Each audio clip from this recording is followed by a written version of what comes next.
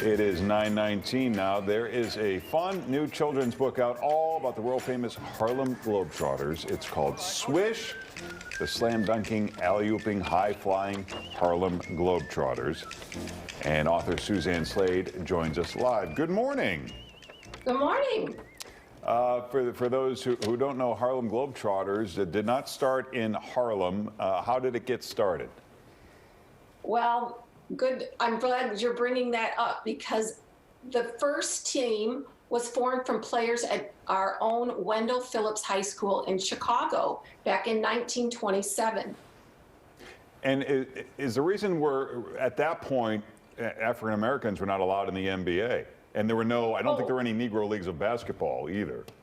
Correct. The NBA hadn't formed yet, but the professional leagues that we had, no, there were no black players allowed. And in 1950, it was the Harlem Globetrotters who broke the color barrier in the NBA. So tell us about the impact that the Globetrotters had and how they became this touring group doing tricks. How did it all evolve? Well, as I mentioned, they started in the 1920s and they got on the road and they were barnstorming around the Midwest.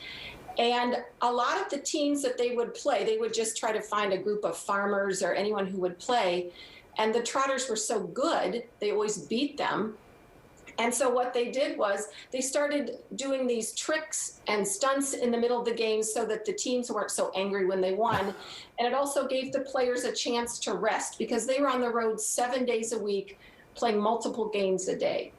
And so did that also impact the fans? Were the white fans also angry, and did the tricks kind of help lighten that mood for them as well? Definitely. All fans, black and white, loved their stunts. And of course, they loved watching. They're such incredible athletes and players. I think sometimes people forget the fact that they were such phenomenal players. And in the book Swish, as you mentioned, since the black players weren't allowed in the pro leagues, they decided to take on the best team in the pro league, which was the Minnesota Lakers. And of course, the Globetrotters won, and everyone was stunned, and that's what began to turn the tide in allowing black players to play in all teams. Mm-hmm. Has there never been a children's book done about the Globetrotters? It does seem like kids are so drawn to them and love seeing them.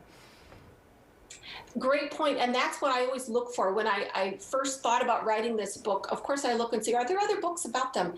And there were not, and I was stunned. Of course, this was 5 years ago when I started this project, and now there are some more educational type books about them, but this is the only picture book about the Globetrotters, which I find just incredible that there aren't more. Who are some of the pivotal people and players of those early years, and what is the lasting legacy for them? Well, some of the players that come to my mind are Goose Tatum, Marcus Haynes, who was a phenomenal dribbler, and I think the legacy that they leave is part of the reason I wanted to write this book is how they can inspire young readers to, when you face challenges as they did and obstacles, but if you have a dream and you have something you love, you pursue it.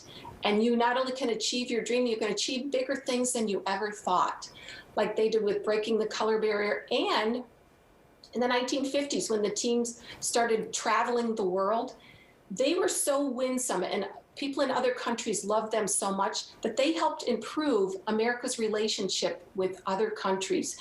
The State Department named them ambassadors of goodwill. Well, it's amazing. Once again, the book is called Swish, the slam-dunking, alley-ooping, high-flying Harlem Globetrotters. Thanks so much for being with us. Thank you. Hey, how about sending a text message to Pat and Paul